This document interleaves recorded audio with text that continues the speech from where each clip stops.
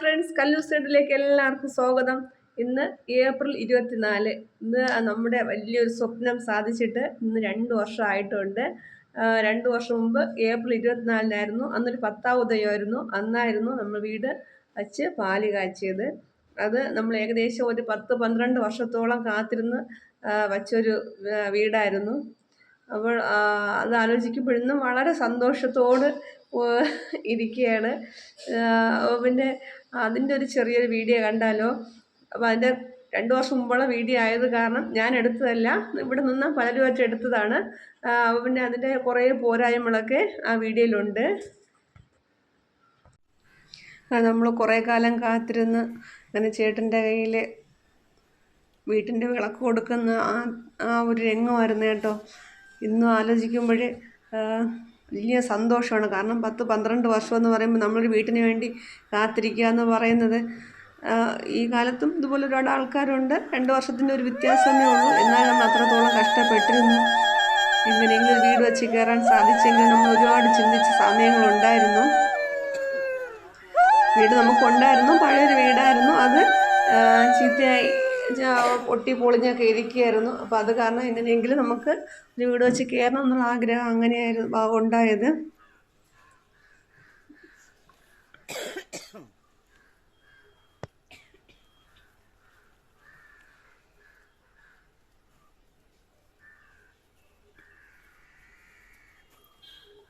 കാലത്തായിരുന്നു കേട്ടോ പാലാഴ്ച. ഒരു 9-10 മണിക്കകത്തായിരുന്നാണ് ഇപ്പോൾ ഓർമ്മ. അങ്ങനെയാണ്.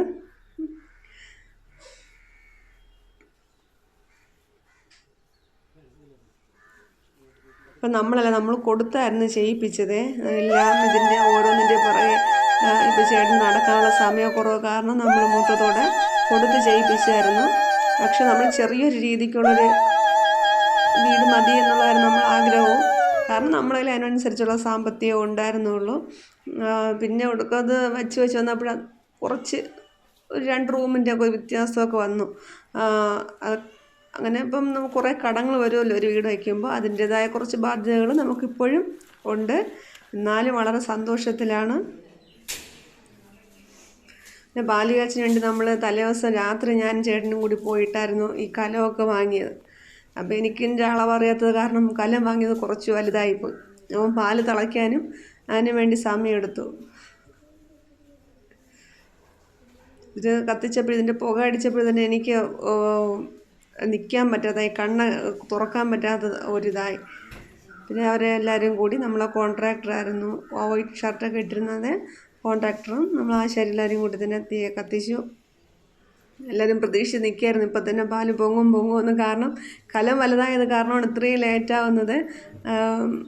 അത് നമ്മൾ ഈ കലമൊക്കെ അടുപ്പി വെച്ചതിന് ശേഷമായിരുന്നു അവിടെ പറഞ്ഞത് കുറച്ചുകൂടി ചെറിയൊരു കലം മതിയായിരുന്നു എന്ന് പറഞ്ഞത്.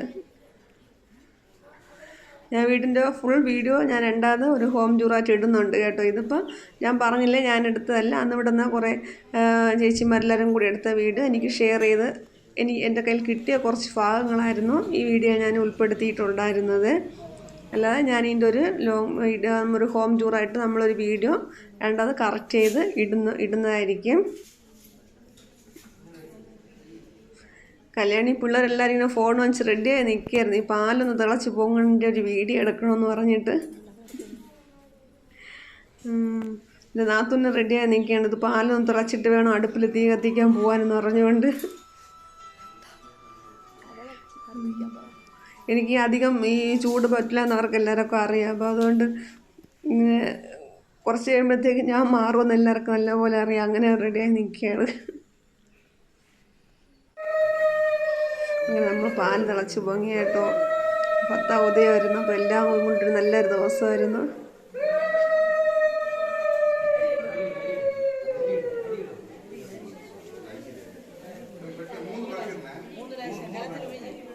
അങ്ങനെ ആദ്യമായിട്ട് നമ്മളിവിടെ പാല് കാച്ചാൻ വേണ്ടി പാൽ പായസമായിരുന്നു വെച്ചത്.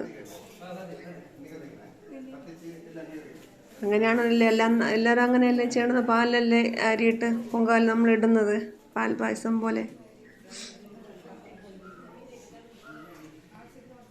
പൊങ്കാലായിട്ടല്ല, പാൽ പായസമായിട്ട് തന്നെയാണെന്ന് വെച്ചത്. കുറച്ച് തന്നെ ഇട്ടുള്ളൂ. പക്ഷെ കലം മാത്രം ഒരു വലിയൊരു കലമായിരുന്നു. ഇതായിരുന്നു നമ്മളെ കോൺട്രാക്ടർ സനൽ തങ്കു. പുള്ളിക്കാരൻ നല്ല രീതിക്ക് തന്നെ വീടൊക്കെ ചെയ്തു തന്നു. ആദ്യമായിട്ട് അടുപ്പിൽ തീ കത്തിച്ചത് നാത്തൂനായിരുന്നു, ചേട്ടൻ്റെ അനിയത്തിയാണ്. പിന്നെ കല്യാണം വൈകുന്നേരം നിന്നൊരു വേഷമായിരുന്നു ഇത്. പിന്നെ വീട്ടിൻ്റെ ഞാൻ പറഞ്ഞില്ലേ, നല്ല ക്ലിയർ ആയിട്ടുള്ള ഫോട്ടോസൊന്നും കയ്യിലില്ല. നമ്മളെ കയ്യിൽ കിട്ടിയ കുറച്ച് ഫോട്ടോസും വീഡിയോസും എടുത്ത് ഞാൻ എൻ്റെ ആ ഒരു ആഗ്രഹത്തിന് വേണ്ടി ഇന്നൊരു വീഡിയോ ഇട്ടു എന്നുള്ളതേ ഉള്ളൂ. അതിൽ ചരിച്ചും നൂത്തുമൊക്കെ വെച്ച കുറേ ഫോട്ടോസുകളൊക്കെ ഉണ്ടായിരുന്നു. ഈ വീഡിയോ നിങ്ങൾക്കെല്ലാവർക്കും എത്രത്തോളം ഇഷ്ടമായെന്ന് അറിയില്ല.